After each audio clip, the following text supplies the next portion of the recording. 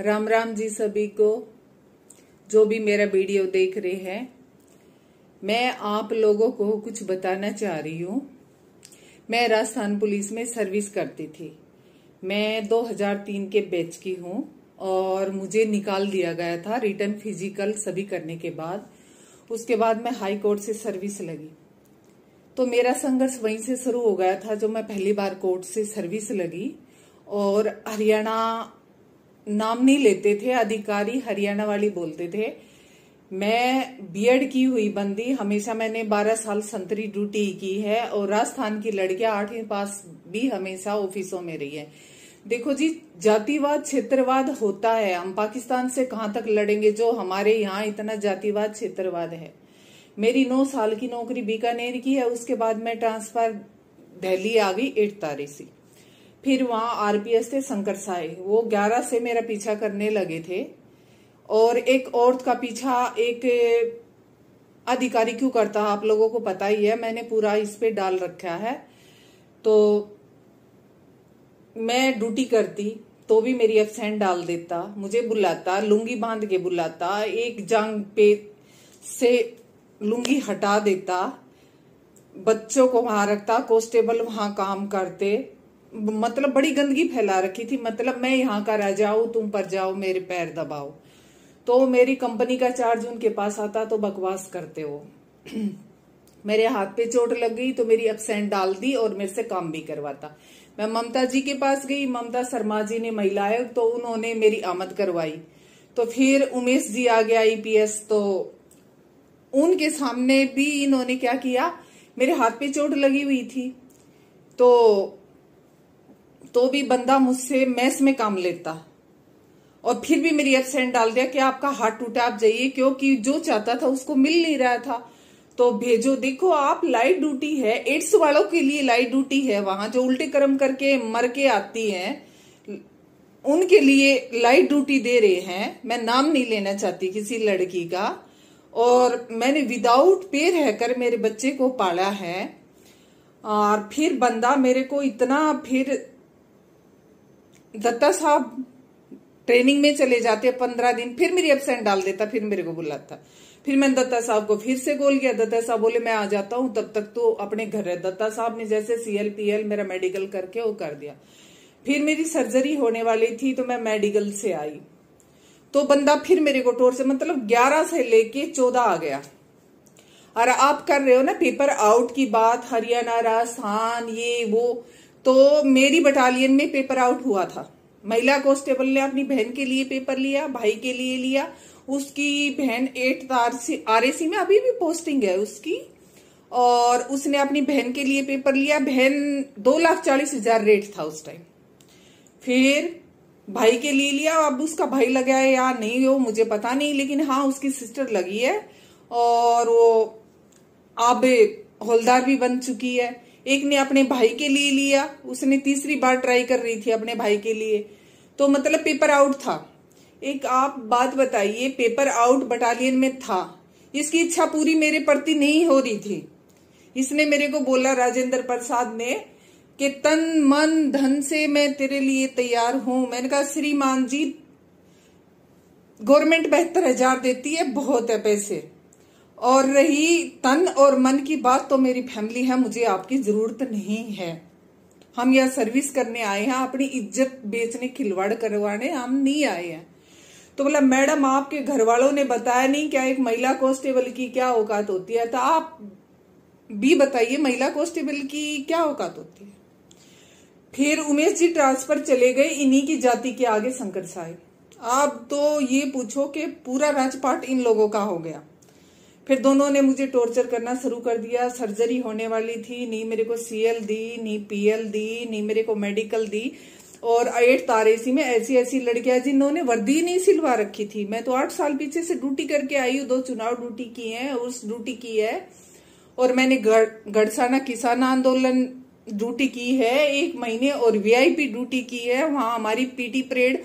और यहाँ तो बस अपने हाई कोर्ट चली गई लड़कियां, और सैटरडे संडे ऑफ और मस्ती करती हैं, कोई PT नहीं, परेड नहीं। लेकिन अब मेरे को इन लड़कियों को भी दिक्कत होने लगी। अब ये डाक लेके क्या करते, मेरी जो इंक्वायरी हुई, इन्होंने मेरे को सस्पेंड करा। मैं मेडिकल के लिए गई। मैंने कहा सर मेरे को CLPL कुछ तो दे दो, मैं सर्जरी करवा लूं। बोला थोड़े दिन पहले तो तेरा हाथ टूटा हुआ था। तो मैंने कहा कोई बात नहीं सर, ये चोटें हैं, लग जाती है, तो आपने मेरे को कौन सी सुविधा दी है। तो मैं तो फिर भी मैच में 70 लोगों का खाना बनता था, 8 पे प्लस्तर था, फिर भी मैं ड्यूटी करती थी। तो मैंने कहा मेरी सर्जरी होने वाली है, तो आप, मेरा 8 साल का बेटा है, तो आप मेरे CLPL मेडिकल दे दो। और मैं मेडिकल से आई थी 1 महीने से। तो उन्होंने कहा कि कुछ नहीं मिलेगी। मैंने कहा सर ऐसे क्या हो सकता, आपने एब्सेंट डाल रखी है, ऐसे ठीक नहीं है। बोला वो हमारी मर्जी है, सर्जरी करवा के तेरी सारी बीमारियां ठीक हो जाए तब आ जाए। तो मेरे फाइल मारी उन्होंने फेंक कर, शंकर साय राजेंद्र प्रसाद ने। उन्होंने मेरे को फाइल मारी तो मैंने भी हाथापाई हो गई, मैंने भी मारा उनको। भाई ऐसे मैं पिट कर कैसे आ जाऊं अधिकारियों से। उन्होंने मेरे को सस्पेंड कर दिया, डिसमिस तो लो चलो, मेरे को 17 में किया है। मेरी जांच करवाई इन्होंने, जांच मेरी नहीं हुई। जांच मेरे को बुलाते, मैंने कहा ठीक है मैडम, मेरे तो वही बयान है, मैं बयान नहीं बदलूंगी। तो बोली वो तो ठीक है कि बयान तो हम अपनी मर्जी से लेंगे, चाहे तुम कुछ ही बोलो। तो मैं बयान देने जाती, शंकर साय राजेंद्र प्रसाद दोनों चेयर डाल के बैठ जाते। वही तो राजा और वही चोर है। मेरे डैडी मैं DG के पास गए तो उन्होंने झूठा आश्वासन दिया कि हाँ हो जाएगा, जांच करवाता हूं मैं किसी उच्च अधिकारी से। नहीं करवाई। ऐसे करते करते मेरे 2.5 साल निकल गए। मैं गाजीपुर दिल्ली रहती थी और मेरा बेटा भी वहीं पढ़ता था, 19 तक मेरा बेटा। तो हम अपनी मर्जी से लेंगे, चाहे तुम कुछ ही बोलो। तो मैं बयान देने जाती, शंकर साय राजेंद्र प्रसाद दोनों चेयर डाल के बैठ जाते। वही तो राजा और वही चोर है। मेरे डैडी मैं DG के पास गए तो उन्होंने झूठा आश्वासन दिया कि हाँ हो जाएगा, जांच करवाता हूं मैं किसी उच्च अधिकारी से। नहीं करवाई। ऐसे करते करते मेरे 2.5 साल निकल गए। मैं गाजीपुर दिल्ली रहती थी और मेरा बेटा भी वहीं पढ़ता था, 19 तक मेरा बेटा वहीं पढ़ा। तो फिर ये लोग, चाहे राजस्थान के हो चाहे हरियाणा के हो, मैं किसी के पक्ष में नहीं बोलना चाहती, ये लोग डाक लेकर आते, मेरे मम्मी पापा को परेशान करते, यहाँ डाक लेके आते, साइन करते, थाने जाते, जिसमें मैं वहीं रहती थी। लेकिन मैं भी जिद पे थी कि इन अधिकारियों की जांच हो। मेरे साथ ये बदतमीजी कर रहा है 4 साल से, जितना गंदा हो सकता मेरे से गंदा बोलता। मैं 4 बजे सुबह ड्यूटी हूं तो मैडम आपको ठंड लग रही है, मैडम आपको चाय चाहिए। सर आप चाहते क्या हो, मेरे को ठंड लग रही है, चाय चाहिए, ऐसी आपको मतलब क्या, और औरों से पूछते हो क्या। तो ऐसे मतलब वाहियात, उनका मतलब कहने का तरीका गलत होता था जो मैं आपको नहीं बता सकती। तो फिर ऐसे ऐसे 2.5 साल हो गए। 2.5 साल बाद ये दोनों ट्रांसफर चले गए राजस्थान। तो आई पूजा वाणा IPS, जो आपके फलोदी में SP है। मैंने उसको कहा मैडम 2.5 साल से मेरी ऐसे ऐसे है, और मैडम मेरी कभी कोई गलती नहीं थी, ड्यूटी करवाते एब्सेंट डालते रिएरो। तो उन्होंने कहा मैडम रेप तो नहीं हुआ। उन्होंने बुलाया, तुमने मना कर दिया, बात खत्म। रेप होता तो केस बनता। तो मतलब कोई छेड़ दे, गंदा बोले तो कुछ बनता ही नहीं है। तो बोली मैडम ऐसे है कि आप ड्यूटी ज्वाइन कर लो, नहीं तो मैं घर बिठा दूंगी, नहीं तो मैं मोदी से डरती हूँ, नहीं मैं ममता शर्मा से डरती हूँ, समझी आप। मैंने कहा मैडम ऐसी बात है ना, तो मैं बगैर जांच, अब इज्जत की बात है, बगैर मेरी इंक्वायरी हुई, जांच हुई, मैं ज्वाइनिंग नहीं करूंगी। तो उन्होंने मेरे को डिसमिस फ्रॉम सर्विस कर दिया।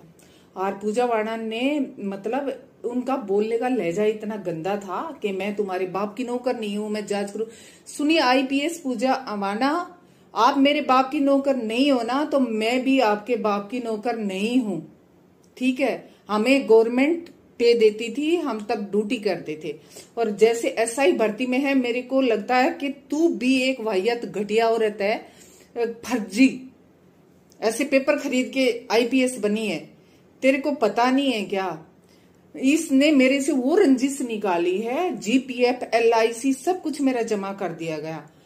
तो जो सिर्फ देशद्रोही का होता है। आपसी रंजिश क्या थी कि वहां पेपर आउट हुआ था, उस टाइम शंकर साय थे, राजेंद्र प्रसाद थे, लड़कियों ने खरीदा, जो खरीदा वो भी सर्विस कर रही हैं, और जिनके लिए खरीदा था 8 तारेसी में वो भी सर्विस कर रही हैं। और जो फर्जी डिग्री की मेरे साथ बीकानेर ट्राई किया और फिर वो दोबारा सर्विस लगी है दूसरी जगह से, वहां ओवर एज होगी, दूसरी जगह से 5 साल बाद आती है और वो बंदी आज 8th RAC में नौकरी कर रही है। और उसकी रिश्तेदार कोई 12th RAC में है, उसने उसको फर्जी डिग्री बनवाकर लगवाया गया है। और वो बंदी मेरे खिलाफ कल को मेरे को बयान दे रही है अधिकारियों से कि मैं इसके घर डाक लेकर गई, बदतमीजी करी। मैडम, मेरा गिरहवान पकड़ने से पहले तू खुद फर्जी डिग्री लेके बैठी है, अपना गिरहवान में झांक कर देख, मेरे घर आती है, चाय बिस्किट खाती है। तो ये राजस्थान पुलिस की औकात है।